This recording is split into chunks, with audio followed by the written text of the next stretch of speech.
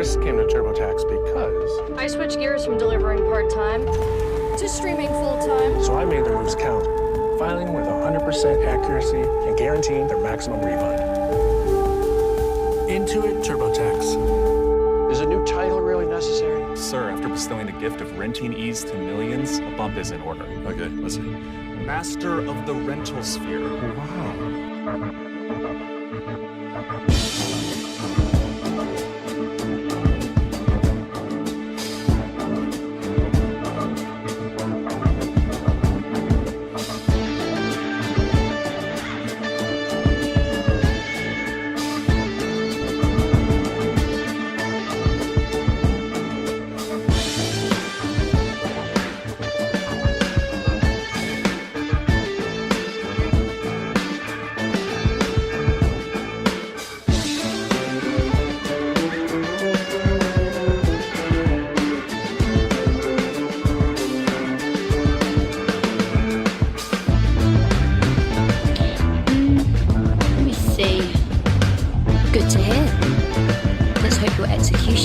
Enthusiasm. I got a job for you if you're looking to keep busy.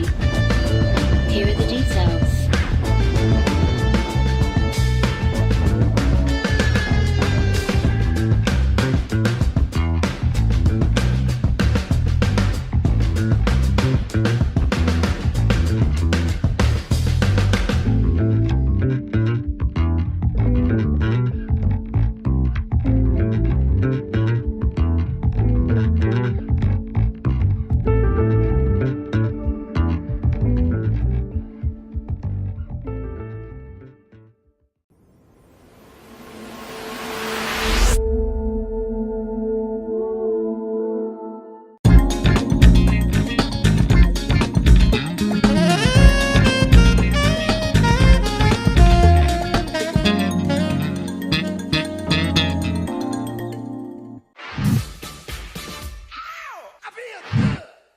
I feel good getting us started right off the bat. Marzipan, thank you for the 28 months of subscription.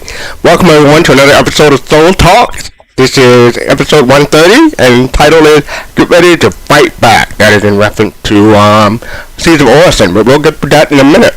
Today is January 25th, 2024, at least in North and South America.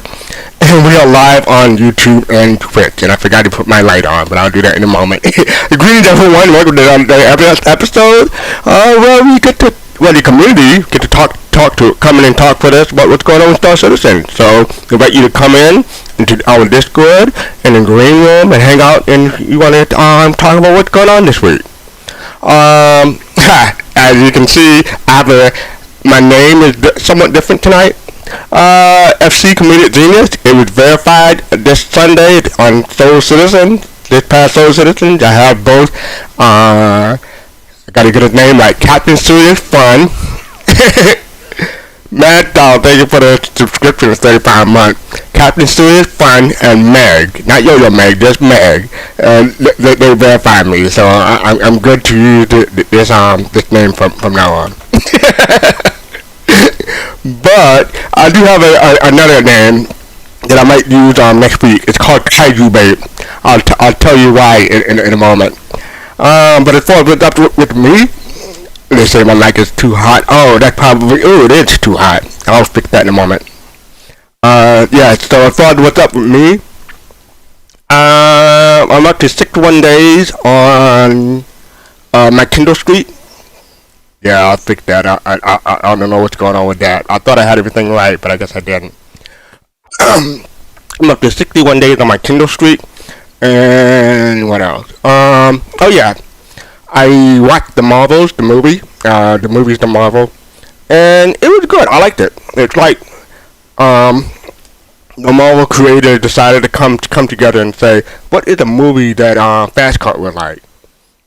Keep adjusting this thing, but it's still going all the way up to the top. I got to go in the other setting. But yes, I like the Marvel, but I can see why other people may not. But I don't think it deserved all the hate that it got. So yes, that's about the Marvel. But for what I'm watching on TV, or somewhat TV, streaming rather, Monarch. This is on Apple Plus. In the vein of Invasion and For All Mankind, it seems to be that a series on Apple Plus come and go. You can have two of three things. You can have great writing, you can have great acting, or great CGI. Invasion and For All Mankind had great writing and great CGI. Monarchs had great writing and great acting. Oh, did I say great writing twice? Great acting and great writing and great CGI. But the Monarchs had great writing and great acting. Now the monsters look amazing in Monarch, but some of the incidental CGI leaves something to be desired. Alright, so let me see if I can fix this thing real quick. Go to here. Adjust here. Testing 1, 2, 3. That's better. Okay. Let me know if test too soft. That's probably too soft. Testing. Testing 1, 2, 3. Okay, that looks better. I'll put it down at 80 for now. Let me know if that's too hot or too soft. Thank you for letting me know. You're good now. Okay, good. Let me get rid of this window so I don't mess anything up. Okay, so yeah. The monsters do make me realize in Monarch, they do make me realize that if I was stuck in that world, I would be kaiju bait or Titan bait, or at least a true toy. That's just me. Thank you for that, Jade, for the feedback. Appreciate it. So let me do my thing that I can drag people down, and then we can talk about what's going on this week. Okay. So here we go. It wasn't the airplane. It was Beauty that killed the beast. Wasn't the airplane. It was Beauty that killed the beast. Who knows where that is from? I'm gonna drag people down so people can guess where that's from.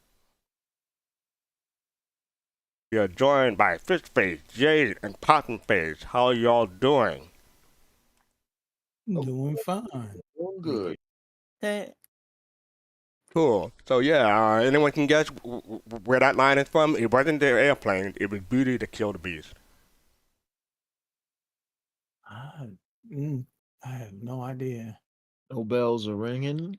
No bells are Nobody's ringing. Singing. No one say anything. I know airplane, and I know Beauty and the Beast, but the two of them together, I don't know.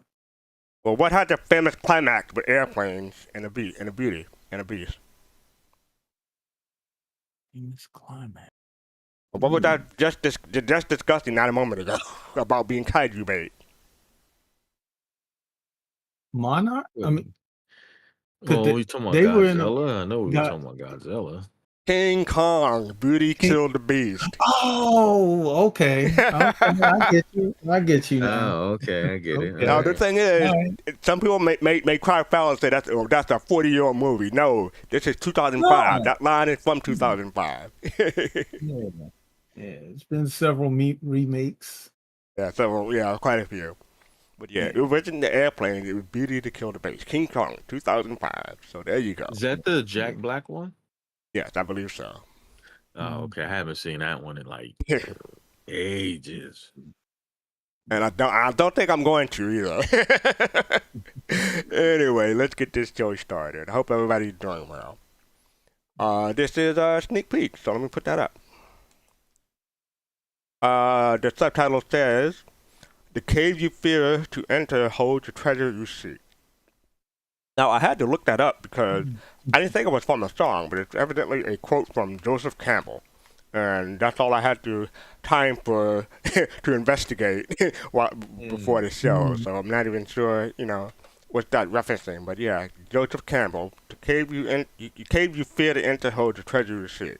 Now, I was thinking more like they could have done this more like the Empire Strikes Back when Luke Skywalker into the cave and had that fantasy dream thing sequence, Is this the first cave with water in it, or No, I don't that's think not so. water. that's not? Oh, what Nope. is it? Oh, fog. No, it's if you've ever been to the acidic biome on Hurston, that's what it looks like. That green, so it's like acid. Oh, it's acid. Okay, Yep. let me go to the different screens so people can get a better look. Okay. That is zoomed and enhanced. Yeah, that's what it Enhanced. looks like. Enhance. Okay. Okay. Enhance, Okay. fast Well, I cart, guess you better enhance. watch where you step in that. Yeah. Now, is this supposed to be? Is this in game now, or is it like coming in Pyro or something?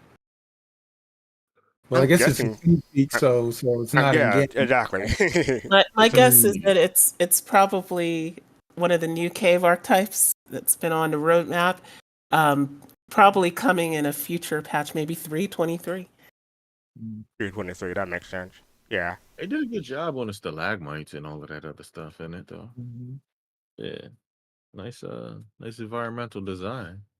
I mean, I said it before. I said it on Sunday. Like, no, I said it in that board me when it comes to game. Like, I need my realism. I need my immersion drink when it comes to games now. So it's hard for me to go back to 8-bit or the good old days of Pac-Man and stuff like that sometimes. Right.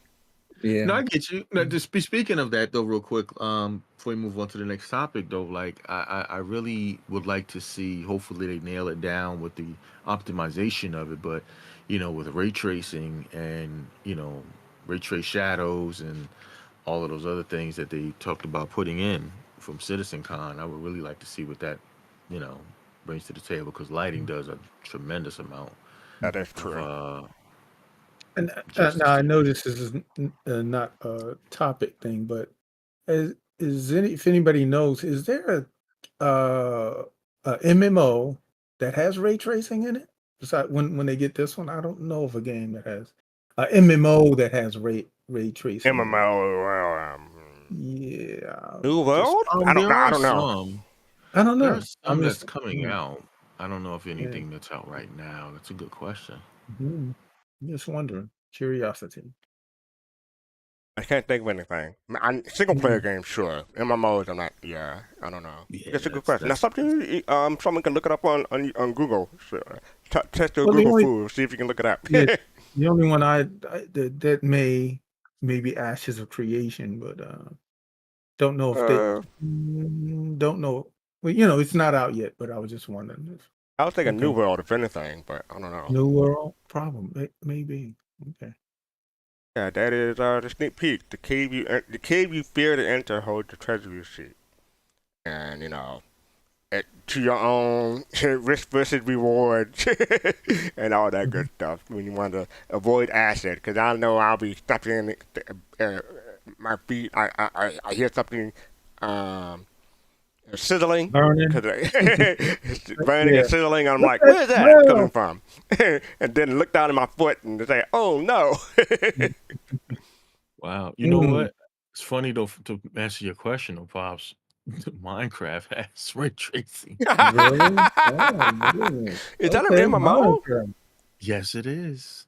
Okay, fine. It's an Okay. MMO. Okay, okay. It technically is an MMO. Now Yeah, I I wonder remember. if we. Go ahead. No, I'm just saying about the cave. I'm wondering if we have to have suits, bespoke Yes. suits Yes, for I would that. imagine you have to have Yeah. protection against Mhm. acid and protection against radiation and all that. Mhm. I would Yeah. imagine. Okay. Right. Okay. That's what I That's was. partly why they're probably talking about this now. Okay. Okay. Make sure you have your gear prepared for when you want to go spelunking. All right, so yeah, that is sneak peek. So up next we have. Oh, by the way, yes. Again, if you want to come in and talk with us about what's going on in Star Citizen this week, come in and click the link below and hop in. Love to have you. This is a question from Odin12 on Spectrum, CIG News. When exactly is CIG waking up from the hibernation? That's basically the question. Gallo said, most of the team returned on January 2nd, although keep in mind that January is a month often used to set the stage for the year ahead. Despite that, they recently released the monthly report for November and December. This was the read. If you're looking to return for regular shows, they'll be back next week, so February 1st and 2nd, ISC and SCO respectively. And that's they talk about that in the This Week in Star Citizen, in fact. And speaking of, happy Monday, everyone. This Week in Star Citizen. I'm gonna skip ahead and get to the part where they're talking about that because I want to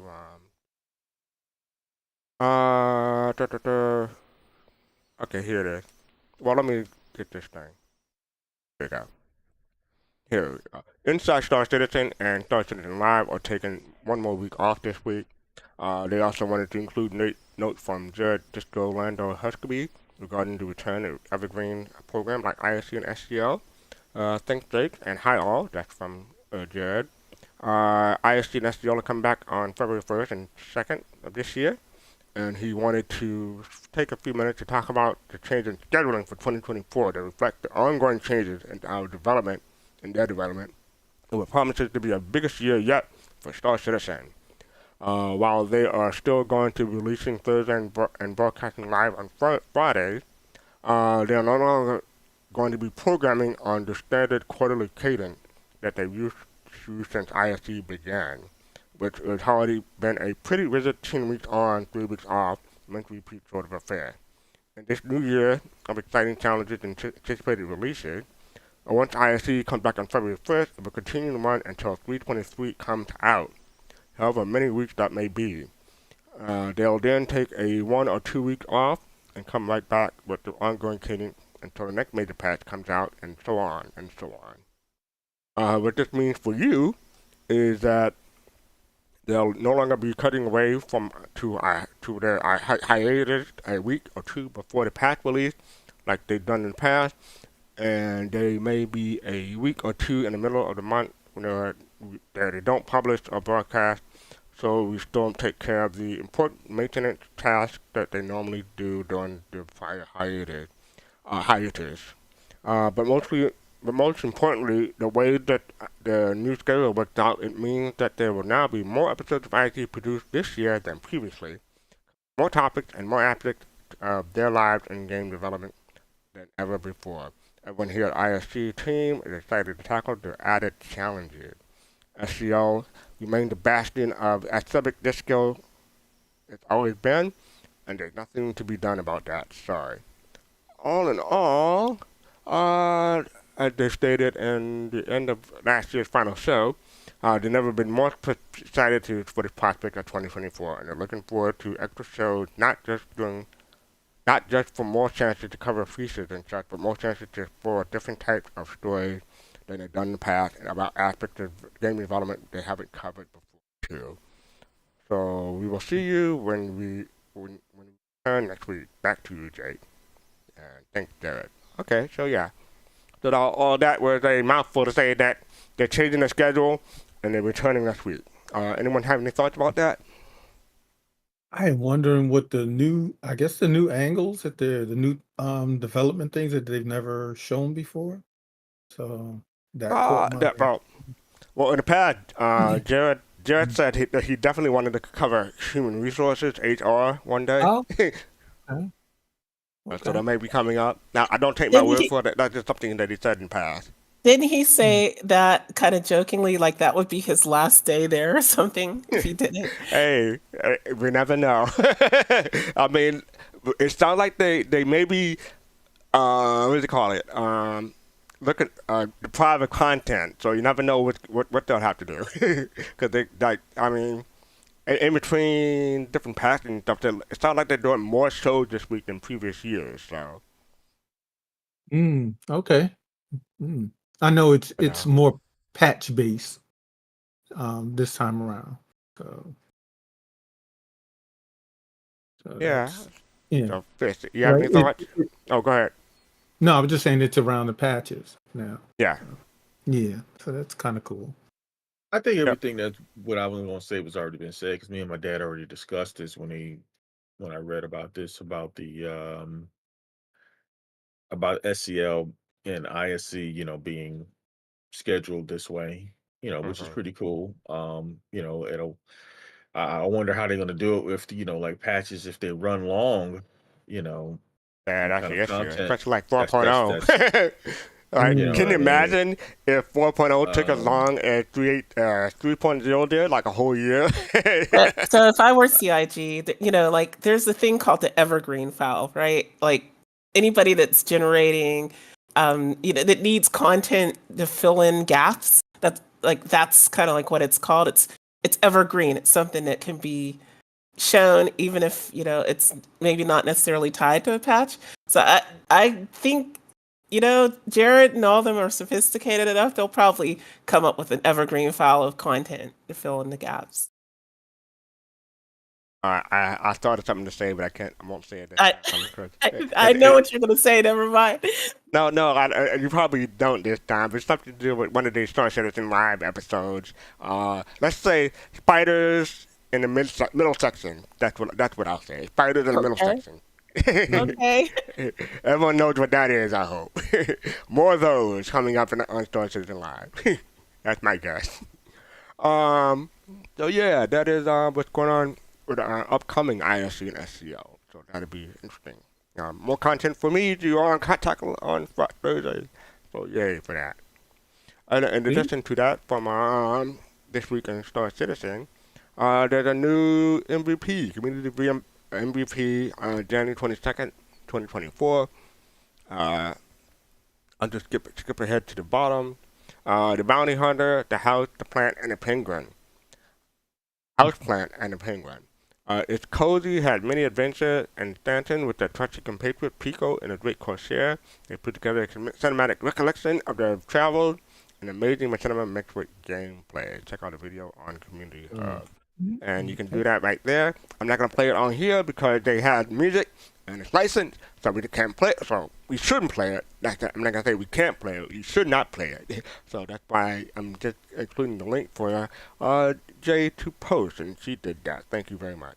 But yeah, the Bounty Hunter, the House Plant, and the Penguin. It's a cinematic story in a verse. Like they like to play through different contracts and create a story that links them together. So check that out. I'm going to give them an upvote. Am I logged in? I am not logged in. Go ahead. No, I was just going to say it reminds me of the Mandalorian and what's his name? Grogu? Grogu, yeah, them two. And even the helmet and everything, yeah. Mm-hmm. Yeah. Yeah. Maybe I got wanted it on purpose. And yeah, exactly. That's what I was going to say. So when I log in, I'm not going to log in now, but when I log in, I'll give you all an upvote. So yeah, did anyone have? Well, had anyone else had a chance to watch this? Pop, did you watch this, or were you just saying that's what it looked like from the thumbnail? I didn't even know about it. FC. About it, okay. But I thank you for it, and I will check it out, and I will upload it. Cool. All right. So up next, this has been an ongoing conversation, discussion since the last Citizencon, basically. But it's gaining more traction. Like, people want to know, Citizencon 2024, where, when? And Xylo posted, they definitely recognize the value of certain information early. They're wrapping up a few crucial steps and plan to share the dates and location with you all very soon. I'm guessing there should be a TM right there, so hang tight. But, people are saying, well, they announced Citizencon back in December of 2022 for last year. I'm like, I have to remind people that was the exception, not the rule. They typically wait till March, April, May, depending on what year. The previous Citizencon was the earliest they ever made an announcement. And that's all I'm going to say. Yeah, I don't want to get someone in trouble or say the wrong thing. But yeah, Sandy announced it on Star Citizen Live. It was an impromptu question. And, we didn't have Sandy at the end on SCL at the end of last year. So probably that's why we didn't hear anything. But yeah, so, the last announcement was a exception, not a rule. So don't expect it until March at the earliest, at my guess. Coming up in February, so I'm guessing having a whole another month before we hear anything. That's my expectation. What do you all think? Yeah. I thought it would have. We would have known by now, but Yeah. The earlier we know is better for us, but they still got to nail things down and pay the deposits and yeah. Fastcart, you've been around a long time. When do they usually? Isn't it usually March? Yeah, March, April, May. Yeah. Okay, that's about when I expected it. And that's a very polite way of saying I'm old, Jay. Thank you very much. Thank you. No, in the Star Citizen community. I'm teasing you. Okay. Well, your All right, gray cool. is showing, sir. Yeah, it is gone. Yeah. All right. So next up we have Seeds of Orson. Get ready to dive into action heavy adventure that has already turned the once idyllic city of Orson into a nightmare. Read on for all the information you need to survive the 9-tour game campaign of violence, including a mission rundown from tips of the designers themselves. If this is your first time in the Starting Universe, check out the new player guide to master the basics before you head into combat. Seeds of Orson kicked off on January 25th, that is today, in fact, and goes on to February 5th at 2000 UTC. Oh, I forgot that I didn't know that they had a video, so let me click on that and let people watch real quick.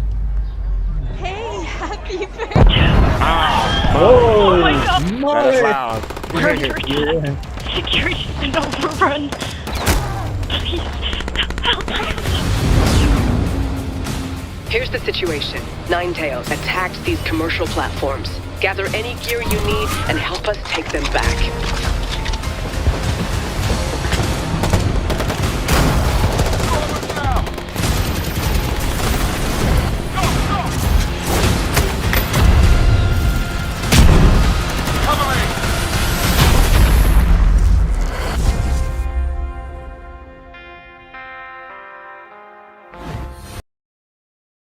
Sorry about the volume on that one, but yeah.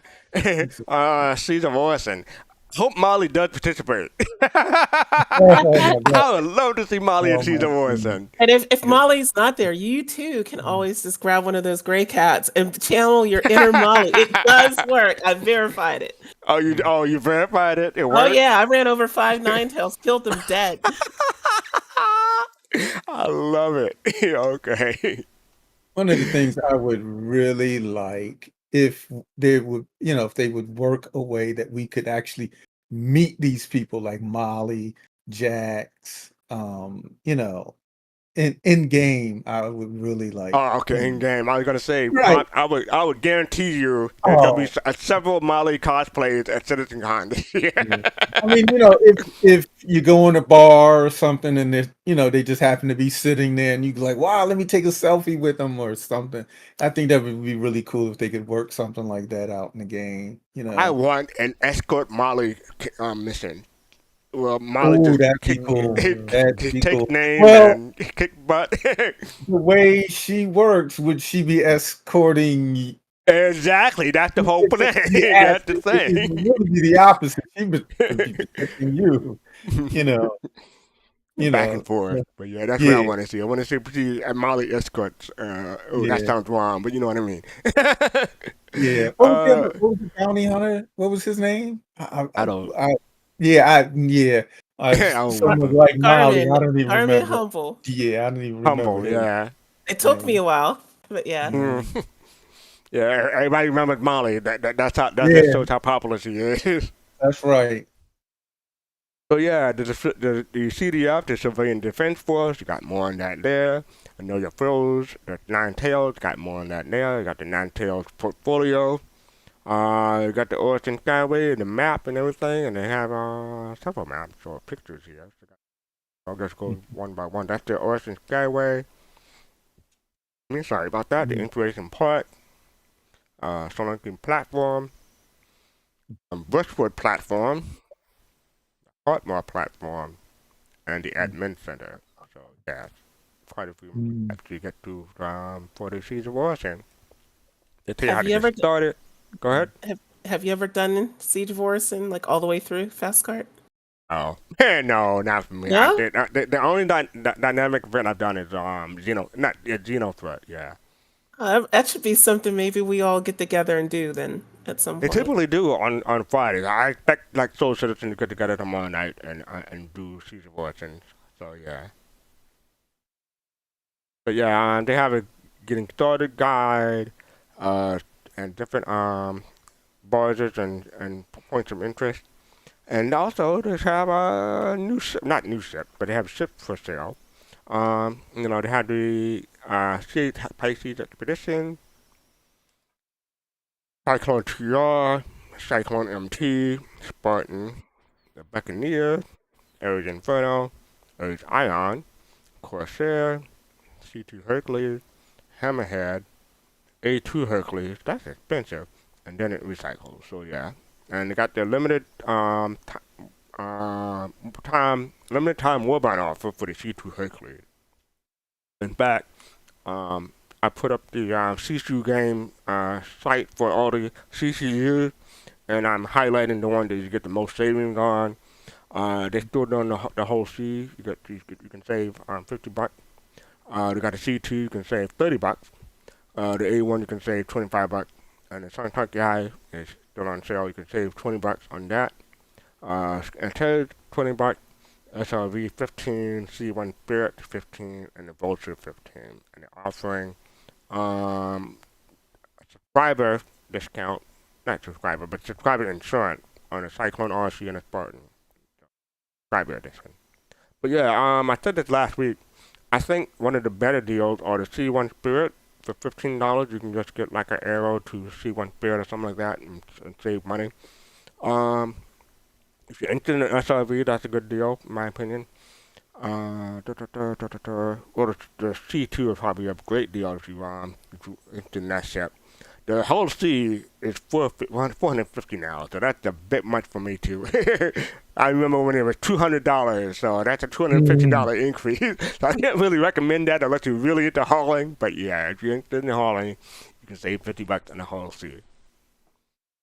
And you know, in case you missed it, it's still going on. So this was going on until the 29th, January 29th. So that's when quite a few of these CCUs will expire or no longer be for sale. Put it that way. How long is that in case you missed it? Been going on what? January. It started last week. Started last week or the week before. Oh, it seems like it's been on longer than maybe it was just me, I guess. But it ends on January 29th, so you have a few more days. Okay. Alright, so I picked up a few CCUs because I'm going to melt the ship and re-get it for a cheaper price. I'm going to probably save $95, something like that when I do it, but I got to wait for the ship to come on online again before I can melt it. But yeah, that's what I did.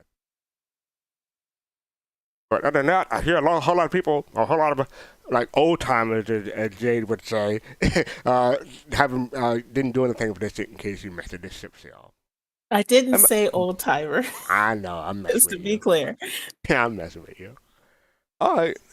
So up next, the portfolio of Pyrotechnic, Amalgamated. Say that 3 times fast, 5 times fast. Pyrotechnic Amalgamated, Pyrotechnic No, I can't. I'm messing with you. So yeah, the portfolio originally appeared in Jump Point 1102. I'm not going to read it, but you know, you're interested in the lore of Pyrotechnic Amalgamated. I'm not going to say it any more time. Check that out. So yeah. Yeah, it gives you. I read it. This is my second time reading through it, but it gives you some really good background on the Pyro system itself, not just the company, and like how come Ruin Station is Ruin Station, because that wasn't its original name, and the different plant like Pyro 2 and Pyro 3, what went on there before Pirates took it over. So it's good read. Yeah, I'm interested in why it's called Ruin Station. I always say that, but one day I'll get back to these, or I can just Paul the Astropub talk about it one day. So maybe I'll do that. All right, so that is the lore piece for this week. This question is from John Spectrum. How long till the SRV is viable in game? Jake Acapella responded, the SRV, along with other vehicles released during an IAE last year, will be available to purchase in-game in 323. So 323, that's when the SRV and other IAE ships will be available to purchase in-game. So I hope to help people out. Okay, this is a long one, so let me scroll about it to the top. It's called Dead House Beatdown Reload. Basically, they're complaining about reloads. When you reload a weapon in-game, it's slowed to it slows you to a less than walking pace. They would not want to mind it uninterruptible and slowing down a bit. if it wasn't an action, but it's out of their control when they spray a mag empty. So basically, whenever a magazine gets empty in game, they have to reload and it slows them down. So that's the complaint. CIG responded.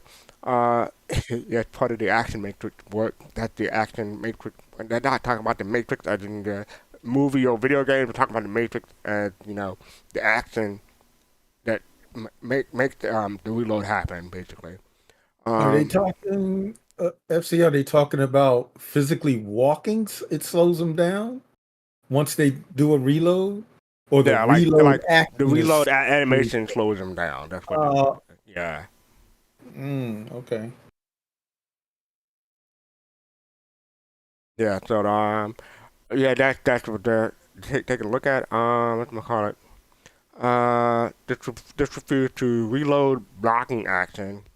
There would not be an action to have this back, as it's not intuitive in the first place, and you don't ever want this. So there's quite a few CIG posts. I'm gonna look at a couple of other ones. This is from the priest again. This refers to the reload action, blocking action situation. You have 13 of 30 bullets in your P4. You reload during this action. You attempt to sprint. This action is blocked until the reload is over. You finish reloading 30-30, and you can sprint again. The change would be you have 13 of 30 bullets in your P4. You reload. During this reload, you attempt to sprint. You enter sprint, canceling the reload. So I'm not sure which one people would prefer. You prefer like a slower sprint, or not being able to sprint while you reload, or you prefer being able to cancel the reload when you sprint and then having to try to reload again? What do you think? Well, I thought they were going, for real life. I mean, you can reload while you're running. Yeah, I think it's an engine, what we call it. Engine issue. Yeah. Well,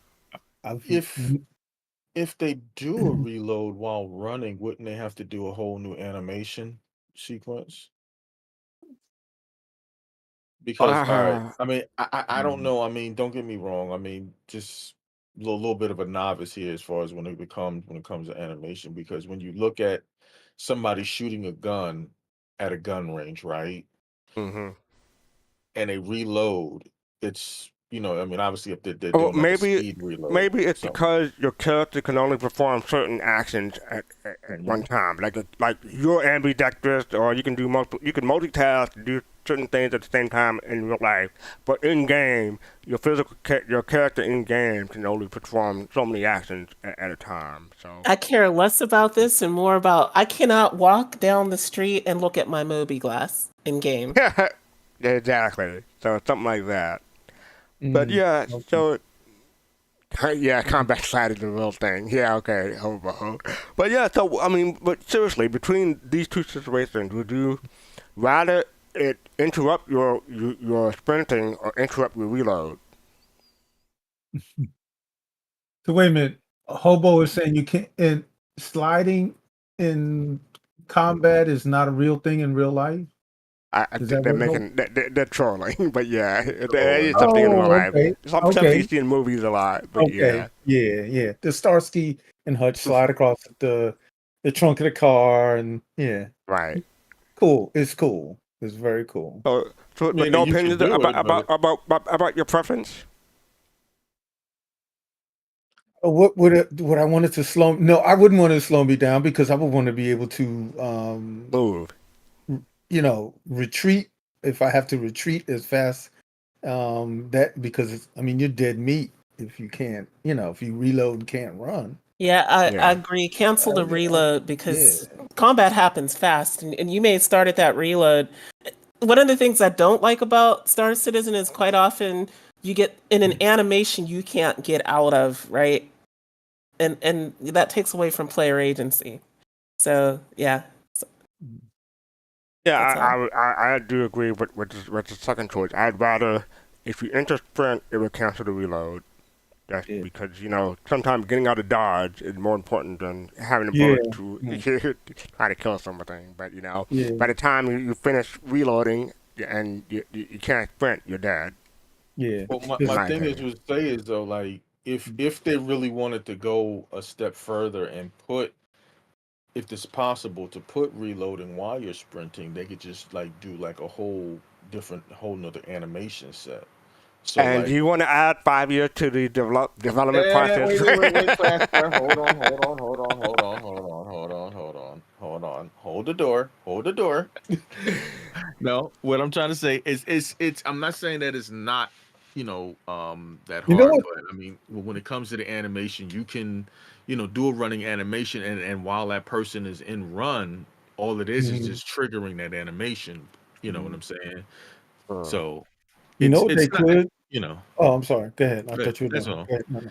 No, You know what I'm just trying to say that. Mhm. That's all. They could tie into the oh wow, now I just forgot the whole system. When you train yourself to run, and you can run a little bit faster. Oh, the And attributes and stuff like that. right. And maybe if you reload and you practice that, maybe you can reload a little bit faster than other people. Now that would be, Training simulation. yeah, maybe that would be I mean, cool. again, I But think then this that is the becomes a limitation skill of the tree, though, right? engine rather than, Yeah. that's what I'm gathering. I think this is the Yeah, it's limitation of the possible. engine. I don't know. It's possible. Well, we'll have to see because Yeah. that's what they. Well, I don't know if they plan to do it or if it's coming or when it's going to come, but yeah, that's something that the police says that they would want in the game. Mhm. Change would be, you have 30 full of 13 of 30 bullets in your P4. You reload. During this reload, you attempt to sprint. You enter sprint and you cancel the reload. Yeah, man. All right, we'll have to see where that comes up. Up next, we have. Oh yes, this came out 20 minutes before I went live. So yes, Star Citizen Alpha 322.0A live is out. The patch notes are here. I guess the people are downloading and installing. I don't know how big is the patch. Do people know? I have no No one knows. idea. No one knows. All right. So if anyone knows in chat, tell us. We're curious. How big is the patch? But yeah, so Alpha 322.0A has been released and now available in a live environment. Patch should show that version. Strongly recommend people delete their user and shader voters. Jay, remind us, is that still necessary, or is that just something they just put copy and paste? So the big reason for this was to erase your shaders, right? But those shaders don't reside in your user folder anymore.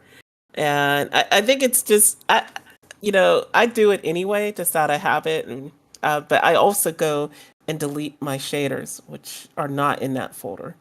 Where are the shader folder now?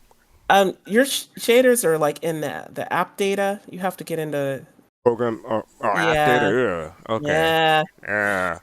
Why do they? Never mind. I'm not. That's a whole other thing. It's alpha and it's still being developed. You know the answer. Anyway, thank you for letting us know that. So the app data folder, folks. That's where your shaders are now.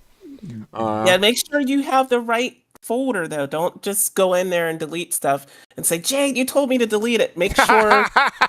No, I'm serious, because you can mess some stuff up if you don't know what you're doing. So be careful. Is all I'm saying. Don't take my word for it. Do your own research. Whatever. Okay, well, they actually say here the user folder can be found in the default installation, the C programs, program files, Space Industry Star Citizen Live, and the shader folders can be found in app data / Star Citizen. That's what they say here. Yeah, that's it. But I just don't want people to hear me and then go and delete something else if they didn't read this, and then say, Jade, you told me to delete the app folder or whatever that. No, not the app data folder. Don't do that. Yeah, don't do that. Yeah, don't do that. So yeah, long-term persistence enabled, starting AUC 20,000. Characters and new environment will be built from the long-term persistent data. So items such as medpin, ammo, rentals, and refinery job will be lost. Known issue: the Suntech DI and X1 flight tuning is not fully complete and will require tuning in later release date. So the X1 not supposed to be flying as fast as it does. Like that's what I'm hearing. Jade? I don't know if I don't know if it's that. I mean, there's other issues with the X1, so it could be Okay. any number of things. They're not very specific there, but yeah, but it's not complete. So just All right. yeah, be careful. That's all.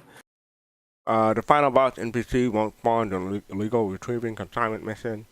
The AI enemies getting stuck in walking animation on Stanton, underground facility. Sorry. Stanton tractor beam, sometimes utilizing tractor beam to move cargo within a ship. The cargo will snap outside the ship. Ouch. Stanton spawn closet. Enemy AI can spawn out of bounds of the intended spawn point. Okay. Underground mission. Remaining hostiles AI not spawning in underground facility bunker mission. Vehicles repair service. Unable to repair vehicles that have been in soft death. Okay. Multi-vehicle. When docking at a station, the docking arm will not extend. That's been there for quite a while, as I recall. ATC, when retrieving a ship, it may spawn. I'm sorry. Let me restart. When retrieving a ship, it may spawn outside a hangar it is assigned to. Okay. Area 18, Grimhack. Player loses loadout and equip items after dying in Armitage Zone. Alright, you should not die in Armitage Zone, right, though? Okay, alright. When the missile charge, the UI does not update to reflect when they are ready to be fired. So that's a multi-vehicle issue. PU standing active, player spawning, multiple locations. When multiple players are attempting to log in at the same location at the same time, they may be assigned to the same bed. Those that spawn in after the initial player will be stuck. Lovely. It's only funny until it happens to you, fastcart. No, I'm laughing because it's not really funny, but I'm just imagining myself in that reaction. I'm laughing in pain at that line. But yeah, Trust me, you wake up in somebody else's bed and they're on top of you and you can't move. That's all I'm gonna say. Oh my It's God. not. It's a bad day. You just got to log out. anyway, I'm not gonna touch that Yeah, one. yeah. I was hoping. I was like, please no. Oh, it's an 890 jump. You know better, Jade. You know better. Vehicles fleet manager. When a vehicle is landed in the hangar 890J, the 890J is no longer stored correctly via ASOP fleet manager or on logout. Tractor beam physics. When multiple players interact with the same cargo container using tractor beam, those players' tractor beams may no longer work correctly on that container. Do not cross the streams. Multi-vehicle PUAC arena commander vehicles. All energy-based weapon state 00 and ammo count on naturally spawned ship and cannot fire. Ooh, that would be bad for my F8 Lightning. That would be bad. Multi-vehicles, vehicles UI in a thought. Player cannot exit the ship using exit sheet and the option in the pit. And pit, is that PIT? Like player in a thought. Okay, player in a thought. That's what that means. Okay. So do not select exit sheet from player in a thought. Basically what they're saying. They got features to update. Increased damage output and health church defense church around PU. Bounding ship cargo balance pad. NPC bounding contracts ship had their cargo manifest amount lowered to economy balance. Shipping vehicles, syntax guide, audio polish path, and bug fixes. I'm not going to go through all those. Quite a few bug fixes. Season version bug fixes. There are quite a few season version bug fixes. Not going through all those. Technical. Fix 4 client crashes. Fix 10 server crashes, and fix a server deadlock. So that had happened over an hour ago. So have at it, folks. I'm trying to read chat right now. You installed a thought system on the mechanical drive. I did that once. I copied it from my SSD to my mechanical drive, just my old PC, because I only had a 240 gigabyte SSD, and I left it there. I forgot it was there, and it was not a pleasant experience. So my thoughts and prayers with you, my sympathy, basically. But yeah, that is the new live patch note. Have at it. By the way, folks, if you want to come in and talk with us about what's going on in Star Citizen this week, come on in. We don't bite. This is about the golden ticket actually out there. And this is from Freya, the copy of the original post. This person has been trying to find it for 16 hours. So 16 hours of looting, and they haven't been able to find a golden ticket. Freya responded, I'll be taking a look at this just to make sure and everything looked okay. Don't lose hope. Golden licenses are out there, and we're keeping our fingers crossed for you and everyone trying to find one. I think the point, or one of the issues is certain missions do not generate the golden ticket, right, Jade? Wait, what? There are certain missions or certain you have to do specific things in order to generate the golden ticket. So I don't know that for a fact. You don't know so that, I okay. can't, yeah, I can't comment on that. All right, so I think that's what the issue people are having back in October. Some people would spend 16 hours and not find one. Other people would spend 20 minutes and get one immediately. I think it depends on what they're doing, but I don't know what spawns it quickly and what doesn't. So, unfortunate. So good luck, people.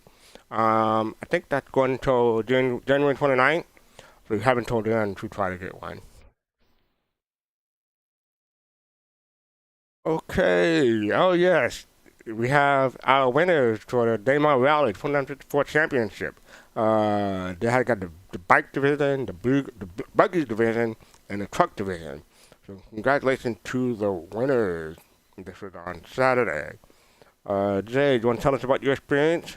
Yeah, so first of all, I wanna say congratulations to all the winners, especially in the truck division. Ramp Rocks, one of the people in my org, Black Star Serenity Valley, was in that team and was way ahead out on our server, was out front of everybody, and then the server crashed 30K 1 kilometer from the finish line, and they called the race.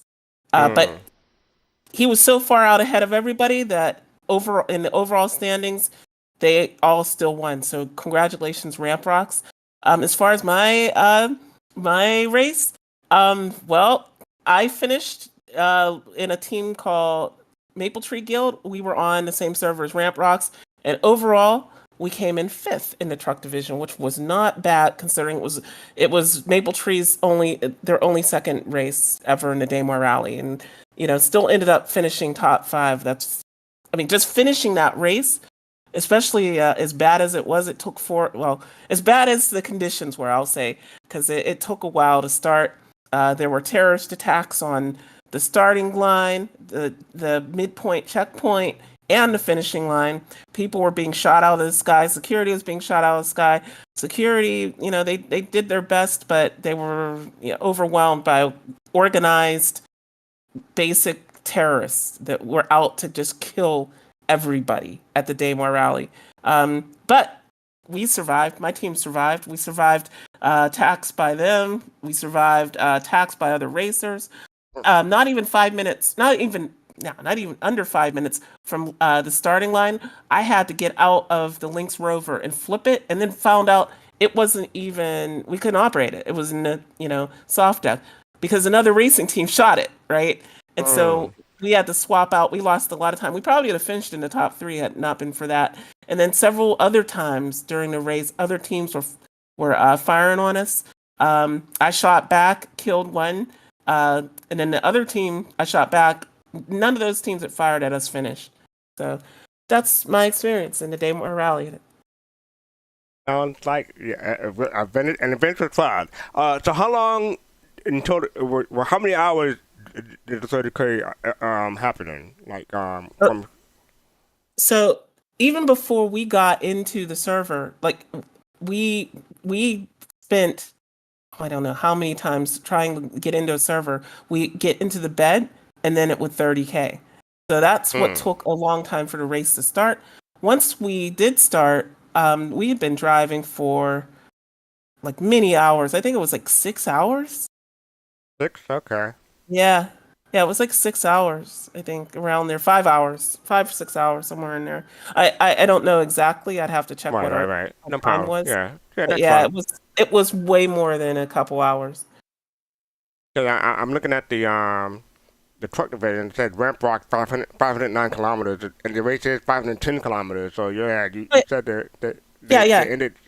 they ended 1 kilometer short. So that tells you right there that it was 5 hours, 25 minutes from the start of the race that they crashed. Otherwise, it wouldn't have the time. It would have the distance, I think, right?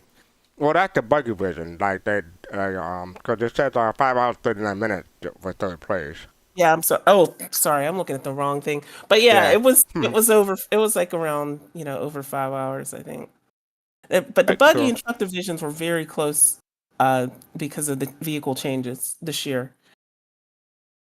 Well, I do have one question though, and this is you may not know the answer to it. So, Maple Tree, right? Mm-hmm. Is that from I don't want to get hurt, so I messed up my defense anime? Yes, it is. Okay. You got it. You got it. Most people just assume, most people assume it's Canada, like it's a Canadian org or something. But no, that's exactly where their name comes from. Yay! That's one of my favorite animes. Yeah, it is theirs too. I was very proud to help them represent and give my experience to them. So yeah. Cool. All right. Congratulations to all the winners and people who participated. This is the ship naming guide, and I got this at this part. This is the ship name back because I believe this is new. My attempts at naming a ship are all failing. So, assuming you're selecting the name that's both free and allowed to be under the restriction noted above, the most common cause for the issue is a browser add-on blocking the function of the Hangar section of the website. The most common add-on that would do this is the Star Citizen Hangar Explorer add-on, which I have, which was recently updated with some features to help combat this problem. If you use this browser add-on, update it, and use the new clear cache feature, and then try it again. Other browsers add-on that block or alter certain parts of the web pages may create problems too. If you have encountered this issue, disable all web browser extension and add-ons and attempt to name your ship again, or just use a different browser that doesn't have an extension. I'm just saying. That may be the easiest solution to me. So yeah, if you attempt to name a ship and it's failing, check your extension. So I think that's yeah. Any comments about that? How many nameable ships do you folks have? I don't even know. I don't even know. I have to check. I don't even know. I think I have. I have no idea. Yeah, I don't. Yeah, I think I have all of them, but I don't have. I can't name all of them, right? Like I have go ahead. Oh no, like don't laugh, but I do have a Corsair, but I don't think I can name it. Right? Wasn't that one of the ships that you could only like name when it was sold originally or something? I don't know. Check your Hangar Explorer just to make sure. Yeah, I will. Yeah, because I don't want to give bad information, so I don't know. But last time I tried to name it, I couldn't. But I'll find out. Yeah. Well, okay. I just tried to. Let me try this again. No, 600 is nameable. Okay, previously the 600 Warbond concept was given the ability to reserve a name. They should have a thing here. Hold on, let me go down. Here it is. So the 600I, 890 Jump, Hammerhead, Reclaimer, Mercury Starliner, and Carrot. Those are all of the nameable ships as of the writing of this post or the airing of this episode. I have a 600I and I have a Mercury Starliner, so that's 2 ships for me. So yeah. Well, I have a Mercury Star Runner, so I've already named mine. So that's the only one that I have on the list. Okay. I have all the ships. Of course you do. Yeah, we did talk about that during the after one time, but yeah, okay, cool. Also, yeah, that is the thing. You're having trouble naming a ship. Turn off your So check your extension or go to a different browser that doesn't use extension. Or go to your phone. Use your phone to name a ship. That should work too. So yeah, there's different ways to get around that. Obviously, it's not going to work on a loaner ship, right? Right. No longer, not a loaner ship. Correct. Yeah. All right. So well, I guess that's about it. We're at the Machinima portion of our show. There's no IST or STL, so that's why it's a shorter show. But we have a 10-minute or 10 and a half minute long Machinima. This is from the TheAstroHistorian.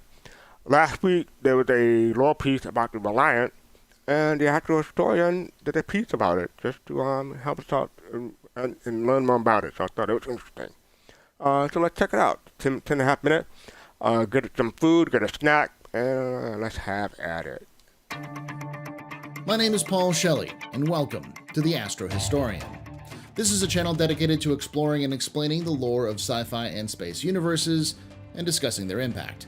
Today we'll be looking at the universe of Star Citizen and talking about the brainchild of a veteran engineer determined to bring alien flair to human ship design, the MISC Reliant. The Reliant story begins back in 2910 with a technology sharing agreement between Musashi Industrial and Starflight Concern and representatives of the Xi'an Empire. While the specific details of the Xi'an technology offered as part of the deal remain a trade secret, it's likely that since their deal was reportedly with Aopoa, that the main focus of this trade was for Xi'an thruster technology. Prior to the agreement, MISC had primarily focused on its heavy industry division, also known as MISC High. This was the iconic division responsible for the Endeavor, Starfarer, and the Hull series. This license of alien technology offered MISC a major opportunity to begin developing smaller personal spacecraft.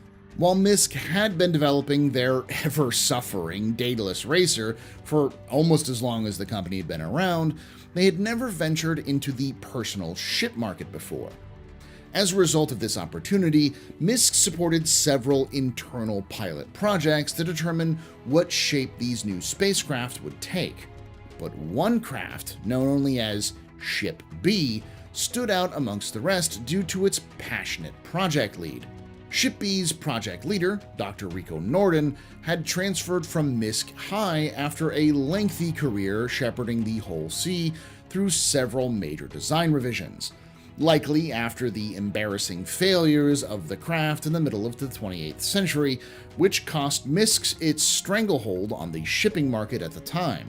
Norden was insistent that his design was the superior choice to help the company to stand out from the many new competitors in the arena. Ship B featured a wide, movable flying wing design, while in atmospheric and landing modes. It was also visually tied to its Xi'an roots, as when it entered spaceflight mode, the entire ship transformed vertically. All the while, it stabilized the crew and cargo bay while moving the ship around them. Norden argued that the ship's unique design would allow it to maximize cargo storage while permitting the use of smaller landing pads. He went so far as to argue that it could even rely on traditional flight aerodynamics during emergencies when in atmospheric mode. Norden campaigned ceaselessly for his selection, calling in every favor he had earned in his long career as one of the company's senior engineers. Unfortunately for him, his campaign was ultimately a failure. In the end, the executives decided to go for the more traditional freelancer as their new entry into the personal spaceflight market. The more traditional look of the ship allowed it to benefit from the Xi'an technology without scaring the public. MISC intended to slowly ease the use of Xi'an technology and design mechanics into the human sphere rather than rush ahead with a potentially off-putting alien design language. As a result, Ship B never stood a chance. Feeling humiliated with his failure to convince supporters of the value behind his design, Norden chose to transfer back to MISC High rather than work on the competing design. After another failed attempt to revive the wing design on a larger scale, he retired the following year, leaving the dream of transforming wing to sit in MISC's archives. Meanwhile, the technology lease agreement with the Xi'an had continued successfully. There was a steady call for heavy industrial ships, and the Freelancer had been established as a trusted spacecraft for hauling, exploration, and more. With a steady flow of capital, the company had a newfound desire to further encroach on RSI's everyday spacecraft, the Aurora, and the other new contenders in the starter spacecraft scene. MISC decided that the climate had changed over the last 20 years, and there might be a call for spacecraft that stood out and embraced alien design elements. Thus, working from the original Ship B development work, the newly titled Reliant team developed a smaller version of the original Flying Wing freighter intended to appeal to independent pilots just starting their careers. Though an unusual silhouette, the design was extremely modular, with the development of 4 different variants happening almost simultaneously. The Reliant program began in 2942.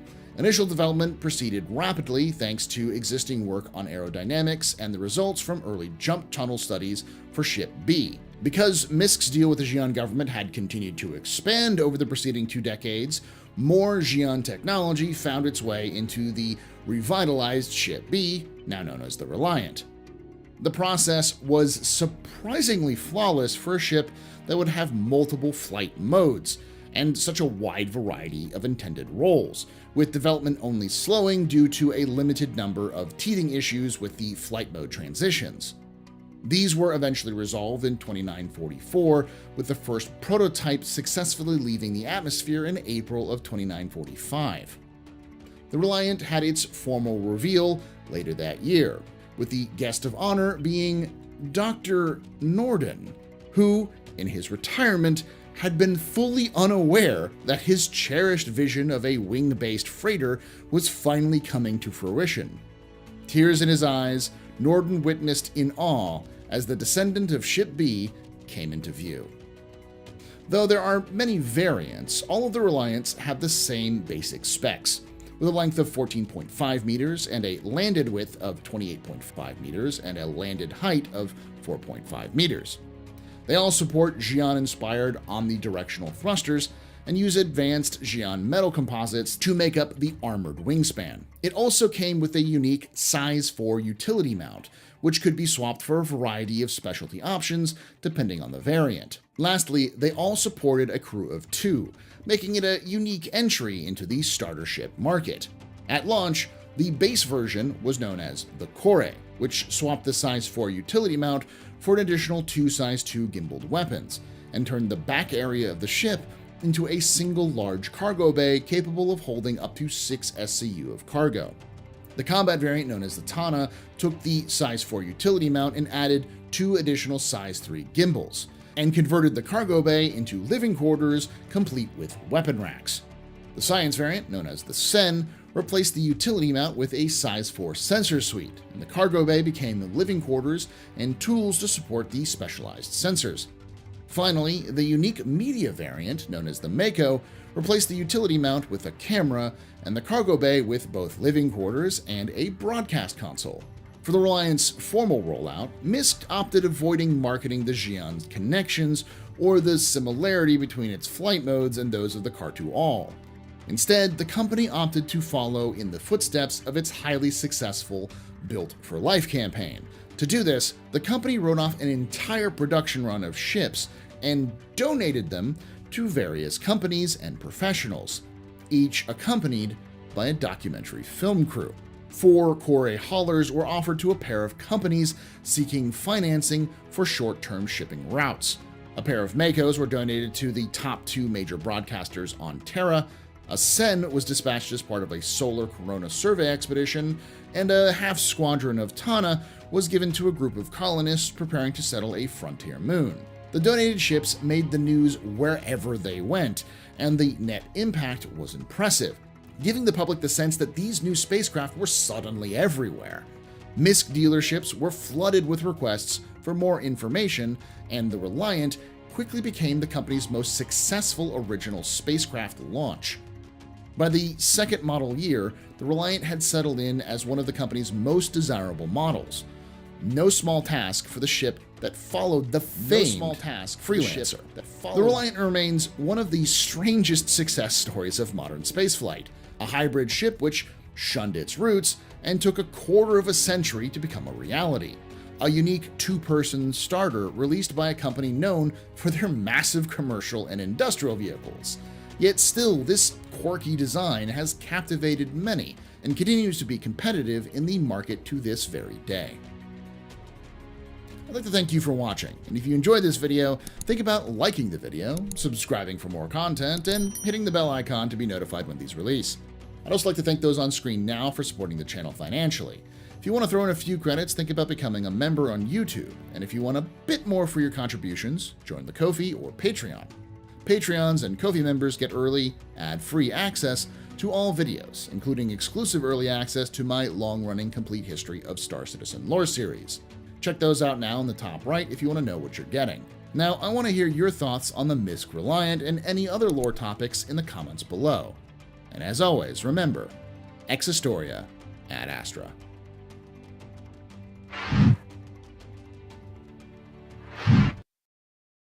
Cool. And we're back.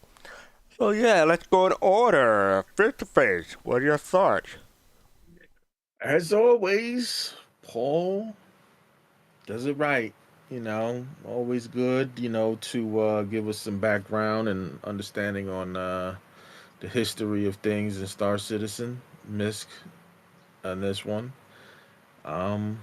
Big ups. Oh, thank you. Jade? Yeah, I like this a lot, and just to basically reiterate what Fisk said, yeah, Paul does lore better than just about everybody, so this was good. I learned something too that I didn't know, which was about the original ship, the much larger, version, I guess you could call it. I would hope that how MISC having the success with the Reliant, maybe they could reintroduce the freighter, like the larger freighter. That would be kind of cool. I own a Reliant Mako actually, which probably comes as no surprise, and I'm looking forward to whenever we have its gameplay. And I do like that ship. The whole transformation thing. It was one of the very first ships when I saw it when I became a backer, where I was like, I've got to get one because it was too cool. I saw somebody flying a Core at Port Alazar, and I was like, this is too cool. I need one. Cool. So you heard it here first, here, folks. Jade thought what I said. Paul Shelley does lore better than Lawmaker's Guide to the Galaxy. I didn't say that. I would put I would put him. Hey, but I seriously would put him on par with the Lawmaker's Guide and narrative team. I think they're equals. Yeah. I'm just earning my Agent of Chaos title, that you gave me, Jade. I'm just earning my Agent of Chaos title. Of course. I just don't want to get in trouble, that's all. I know. I would have said something. All right, so yeah. Pops, what do you thought? Oh, wow. Paul is always very deep. His dialogue is always nice and clear. And, you can't really too much with Paul, but give him praise and honor. He's fantastic with words. As far as the Reliant, this is just my personal. I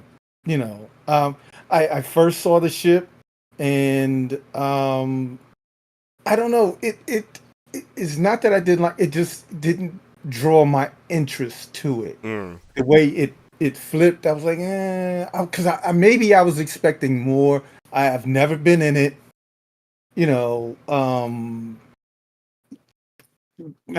so I really, don't have too much of an opinion on the ship because I've never been in it. And when I saw it flip around, I was like, I don't know. I don't know. Alien ships, I love them. I dig them.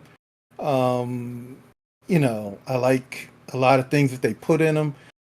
This ship, like I said, I've never been in it. Maybe I will one day. Maybe it'll change my mind. Yeah,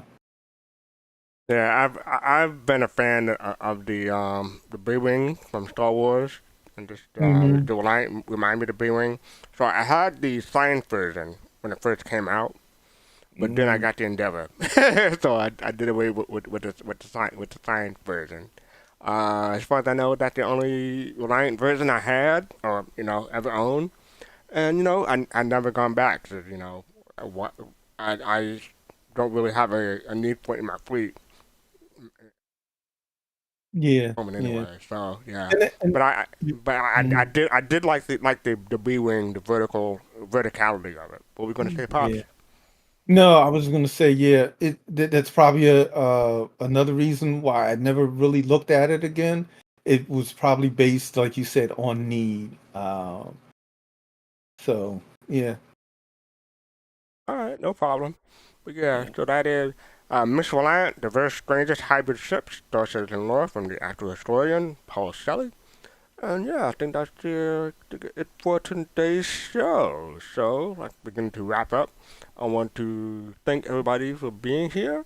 Um, Face to face, Jade, Hot and Face, and everyone in chat. Thank you all for being here. You can follow us on social media. Follow us on Soul Citizen with an S on it everywhere. Matter of fact, let me bring up the thing real quick. And as you know, every Saturday, well, starting next Saturday, so it'll be February 3rd. This actually accurate this time. It won't return next Saturday. Not this coming Saturday, but yeah, the Saturday after that. Saturday, 3 p.m. Eastern, 8 p.m. East UTC.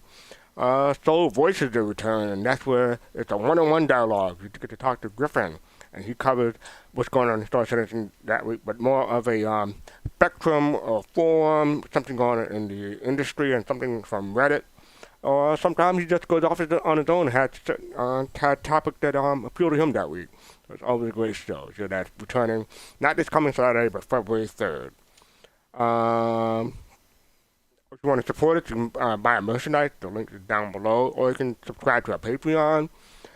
Hit like, subscribe, follow, and hit the notification. So you know when we're live, depending on what platform you're on. And yeah, oh yeah, so next week we are going, for Sunday, Sundays rather, we are doing a show called